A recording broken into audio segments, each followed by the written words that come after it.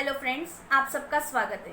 दोस्तों, अक्सर आपने न्यूज़ चैनल्स में देखा होगा या पेपर में पढ़ा होगा या फिर किसी के मुंह से सुना होगा कि कहीं कोई एफआईआर दर्ज हुई, या जब कभी आपके साथ या आपके अपनों के साथ कुछ गलत होता है तो लोग सवाल करते हैं कि आपने एफआईआर क्यों नहीं की।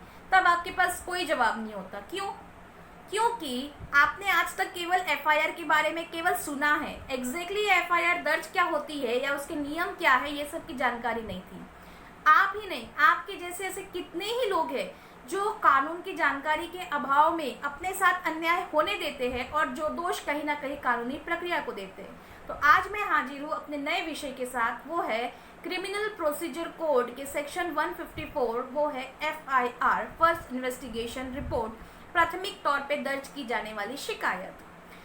क्रिमिनल प्रोसीजर कोड के शेड्यूल 1 में यह दिया गया है कि कोई भी गुनाह जब होता है तो वह दो प्रकार का होता है, cognisable offence, non cognisable offence. Cognisable offence मतलब संज्ञेय अपराध, ऐसे अपराध जो गंभीर प्रवृत्ति के होते हैं, मर्डर, रेप, डकैती, चोरी जैसे, जिसके अंतर्गत जिसके खिलाफ एफआईआर दर्ज हुई है उसे पुलिस बिना किसी वारंट के भी अरेस्ट कर सकती है। नॉन कॉग्निजेबल ऑफेंस मतलब असंज्ञेय अपराध जो गंभीर प्रवृत्ति के नहीं होते, और ऐसे केस में पुलिस बिना ऑर्डर या वारंट के व्यक्ति को अरेस्ट नहीं कर सकती। ऐसे अब कंप्लेंट एनसीआर में रजिस्टर होते हैं नॉन कॉग्निजेबल रिपोर्ट के अंतर्गत। अब बात करेंगे एफआईआर दर्ज कैसे होती है, या तो रिटन या ओरल या ऑनलाइन। ऑनलाइन करने के समय आप अपनी ईमेल आईडी और मोबाइल नंबर को रजिस्टर कर दीजिए, लेकिन यदि लिखित या ओरल तौर पे आपको देना है तो आपको स्टेशन में जाके बताना होगा कि हम ABC या XYZ के खिलाफ एफआईआर दर्ज करना चाहते हैं। अब एफआईआर से जुड़े जरूरी नियम। पहली बात, जो व्यक्ति एफआईआर दर्ज करने जा रहा है जरूरी नहीं है कि वह खुद विक्टिम या पीड़ित हो, वह किसी और के बिहाफ पे भी एफआईआर दर्ज कर सकता है। दूसरी बात, एफआईआर दर्ज करने के समय हो सकता है आपको जहां पे अपराध घटा है उस जगह का जानकारी ना हो, तो भी आप दर्ज कर दे सकते हैं। पुलिस उसकी इंक्वायरी और इन्वेस्टिगेशन के दौरान मामला जिस थाने के अंतर्गत आता है वहां पे आपका मैटर एफआईआर ट्रांसफर कर देंगी। तीसरी बात, किसी कारण से यदि आप एफआईआर दर्ज करने में लेट हो गए हैं तो भी घबराने की कोई बात नहीं है, पुलिस को वाजिब वजह देकर भी आप एफआईआर दर्ज कर सकते हैं।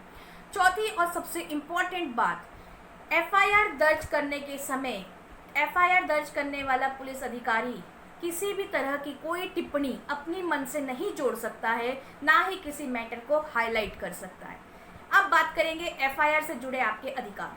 पहली बात, एफआईआर कंप्लीटली निःशुल्क है। इसके लिए यदि कोई पुलिस वाला आपसे पैसों की मांग करता है तो आप उसकी शिकायत कर सकते हैं। दूसरी बात, एफआईआर दर्ज होने के बाद एफआईआर की एक कॉपी आपको निःशुल्क रूप से दी जाती है, या फिर आप उसकी खुद भी मांग कर सकते हैं। तीसरी बात, एफआईआर लिखने के बाद आपको पूरा अधिकार है कि आप अपनी एफआईआर को पढ़े या पढ़कर सुनाने के लिए कहें। उसमें पुलिस आईपीसी की धाराएं लगाएंगी, पुलिस स्टेशन का स्टैंप लगाएंगी, ऑफिसर की साइन होंगी, उसके बाद आपकी साइन होकर वो एफआईआर रजिस्टर्ड हो जाती है। चौथी और सबसे अहम बात, एफआईआर दर्ज होने के बाद उस पर क्या इंक्वायरी हुई, उसकी जो भी रिपोर्ट है वो आपको दी जाएंगी। अब बात करेंगे जीरो एफआईआर। दोस्तों, 2013 के निर्भया हत्याकांड के बाद कुछ कानून में संशोधन किए गए, जिसके अनुसार जीरो एफआईआर अस्तित्व में आई, जिसके अंतर्गत आज तक ऐसा होता है कि मैटर जिस थाने में होता है वहां पे ट्रांसफर कर दिया जाता है, लेकिन कुछ विकट और विषम परिस्थितियां ऐसी होती है कि पीड़ित उस सीमा को छोड़कर बाहर निकल जाता है, तो वह दूसरी सीमा में जाकर वहां के किसी भी थाने में अपनी एफआईआर जीरो एफआईआर के रूप में अपनी शिकायत दर्ज कर सकता है।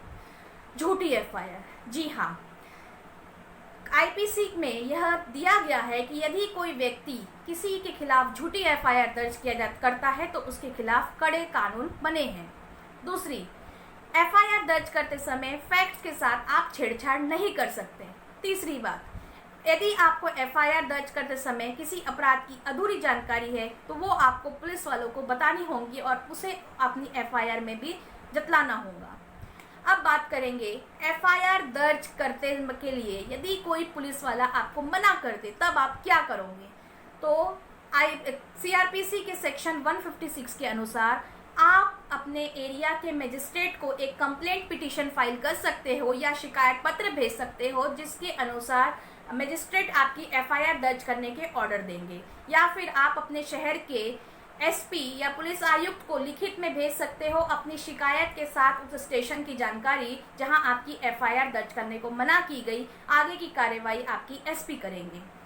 दोस्तों, यदि कोई व्यक्ति पुलिस के पास कोई कंप्लेंट लेके जाता है और उसके कंप्लेंट में कोग्नाइजेबल संज्ञेय अपराध के कोई भी कंटेंट नजर आते हैं, तो माननीय सुप्रीम कोर्ट का यह आदेश है कि उस व्यक्ति की कंप्लेंट की तुरंत एफआईआर दर्ज की जानी चाहिए।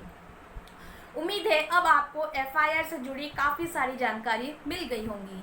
आप ये समझ चुके होंगे कि पुलिस आपकी सेवा के लिए हाजिर है। ज़रूरत है तो आपको उन तक पहुंचने की ज़रूरत है, तो आपको कानून और आपके अधिकारों की सही जानकारी की। दोस्तों, यदि वीडियो पसंद आया है तो लाइक कीजिए, औरों तक ये जानकारी पहुंचाने के लिए शेयर कीजिए। आने वाले समय में अपने अधिकारों से जुड़ी और जानकारी के लिए चैनल को सब्सक्राइब करना ना भूलें। कमेंट बॉक्स में आपके सजेशन आमंत्रित है। धन्यवाद।